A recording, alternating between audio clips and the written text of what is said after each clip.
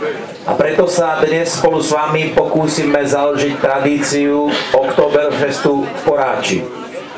Dnešný deň o to slávnostnejšie, že okrem nedávneho otvorenia nového slovenského pivovaru tu v Poráči chceme pokrstiť aj nové slovenské pivo.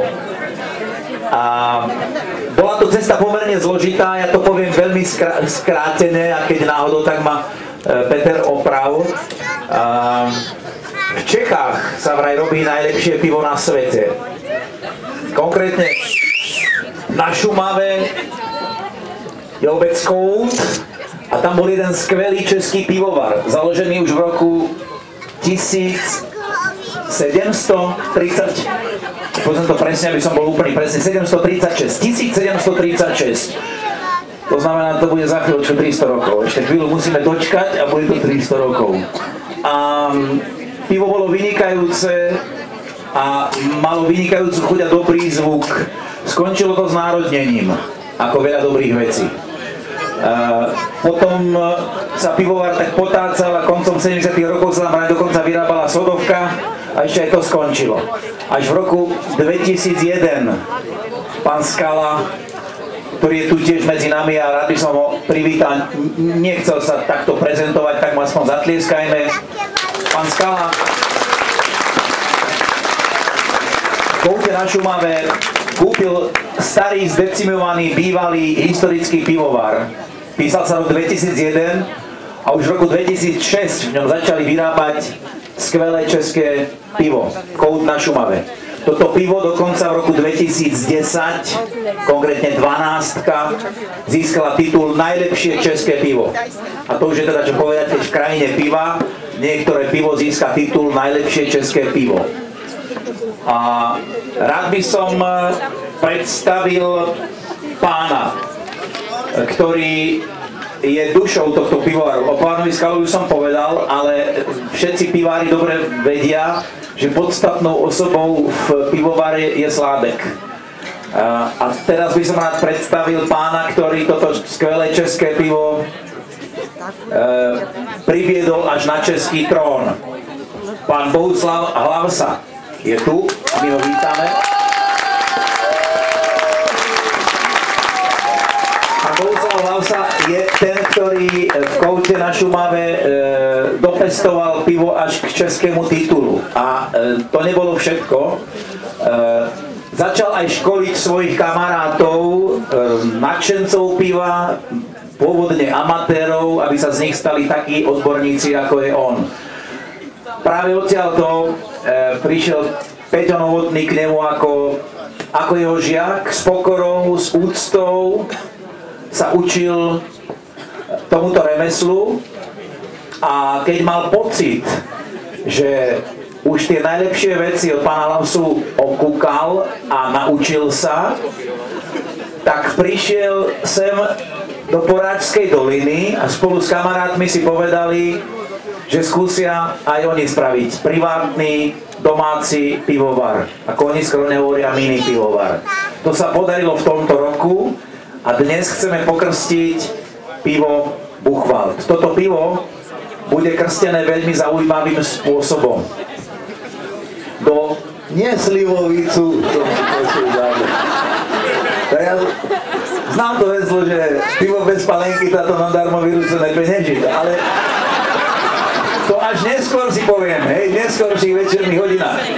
Teraz ideme krstiť jedno kráľovský mok, úžasné to pivo Buchwald. Pokrstíme ho tak, že do polovice piva Buchwald nalejeme úžasné české pivo z Koutu na Šumave, jednak jednej, ako kedysi Vinetu s Old Shatterhandom si pokrvne sa spojili, tak sa teraz pokrvne spoja dve krajiny, dva pivovary, dve značky piva. Kout na Šumave a Buchwald, pivo z Poráča. Ešte možno predtým, ako k tomu pristúpime, páni, dovolte, aby som samozrejme ešte privítal medzi nami ďalších vzácnych hostí, ako pri každom správnom krste. Teším sa, že tu aj dnes to nebude výnimka, A som rád, že medzi nami môžem privítať otca Milana. Dobrý večer. Vítajte.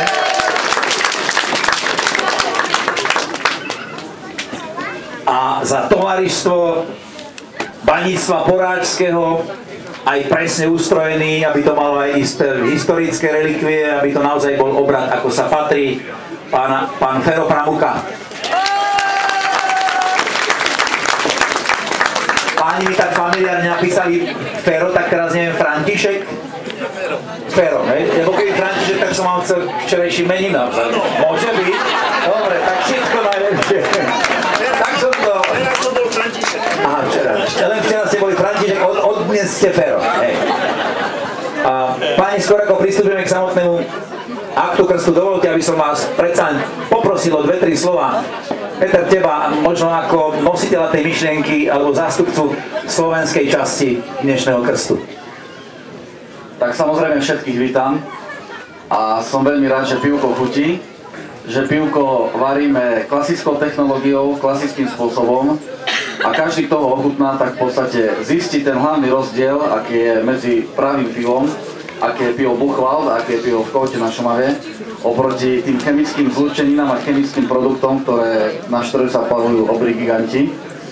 Takže som veľmi rád, že ste prišli v takom počte, ako ste prišli, že tu dnes môžeme spolu piť. A samozrejme som veľmi rád, že prišiel aj pán Hlasa z Koutu. Predsa je to ďaleká cesta, tak som veľmi rád.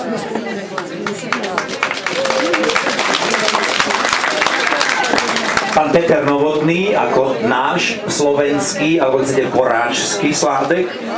Pán Bohuslav Hlavsa je jeho učiteľom a možno by som vás jednak vítajte na Slovensku. A chcem vás poprosiť možno o pár slov, jednak ako sa darí vám a pivu v Koute na Šumave a ako sa cítite tu v Poráči a u nás na Slovensku. Děkuji za hezké přivítání. Ja. Děkuji za hezké přivítání tady u vás na Poráči a přeji vám, aby toto pivo, který zde Petr vyrábí, vám chutnalo čím dál víc a víc. Pivo věřím, že bude kvalitnější a kvalitnější, i když do té kvalitě už se víc přidat nedá. Je to zkrátka pivo, které je nejkvalitnější jak v Čechách, tak na Slováčku. Ďakujem pekne, pán Bohuslav Hlavsa. Sládek z Koutu na Šumave, skvelého českého piva, piva roku. A teraz by som veľmi rád poprosil o pár slov otca Milana, ktorý nám celkom iste povie niečo k pivu, ale niečo k tomu aj k filozofii vôbec pitia piva. Pretože na to sa spoliehame, lebo aj pivo treba vedieť piť a vedieť si ho užiť. Nech sa páči, dobrý večer ešte raz. Takže takisto je vám všetkým prajem skutočne krásny dobrý večer. Verím, že aj počasie, za ktoré sme sa modlili, tak už je predzvesťou toho, že celá akcia bude dnes dobrá, pretože keď je dobré počasie a veľa ľudí, tak je to výsledok toho, že celá akcia by mala byť dobrá. Ako to už pán Skurca mi naznačil, nie som tu preto, aby som dnes dával každému fúkať. Ale všetky tie ingrediencie, ktoré sa do piva dávajú, a zvlášť do tohto piva, vlastne sú darom Božej prírody. A všetko vlastne Boh, čo dáva pre radosť a šťastie človeka tu na zemi. Takže verím, že aj pitie tohto piva, ktoré sa aj teraz za malú chvíľu pokrstí a posvetí, bude skutočne tak, ako sa hovorí v jednom zo starozákonných Dávidových žalmov. Pivo i víno obveseluje srdce človeka. Čiže skutočne nech nás obveseluje, ale do takej miery, aby sme vedeli potom náš život tu na zemi ustať.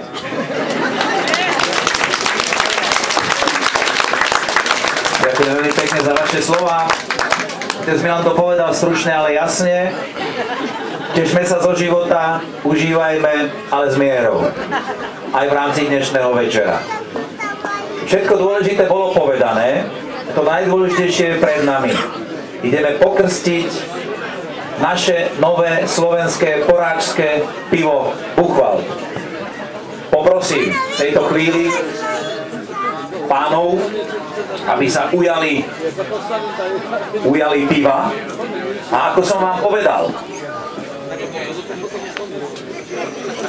po samotnom krste, o ktorý poprosíme otca Milana, pristúpime k aktu spojenia slovenského a českého piva.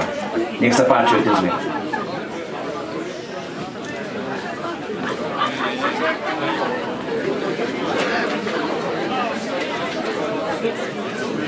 Osloven Boh nás, всегда nyní prísno i vo věky věkov. Sláva Tebi, Bože náš, sláva Tebi, Царю Небесный, Утешителю душе истины, и же воздействия исполняй сокровище благи, и жизни подателю приде селес явны, и очисти от всякие скверни, спаси блаже души наша. Святый Боже, святый крепкий, святый бессмертный, помилуй нас. Святый Боже, святый крепкий, святый бессмертный, помилуй нас. Святый Боже, святый крепкий, святый бессмертный, помилуй нас. Слава Отцу и Сыну и Святому Духу, ныне и присно и во веки веков. Аминь. Пресвятая Тройце, помилуй нас. Господи, очисти грехи наша. Владыко, прости беззакония наша. Святый, посвети силу немощи наша, имени Твоего ради. Господи, помилуй, Господи, помилуй, Господи, помилуй. Слава Отцу и Сыну и Святому Духу, и ныне и присно и во веки веков. Аминь. Отче наш, иже еси на небеси, да святится имя Твое, да придет царствие Твое, да будет воля Твоя, яко на небеси и на земли. Хлеб наш насущный дашь нам днес, и остави нам долги наша, якоже и мы оставляем должником нашим. И не веди нас во искушение, но избави нас от лукавого. Яко Твое царство и сила и слава, Отца и Сына и Святого Духа, ныне и присно и во веки веков.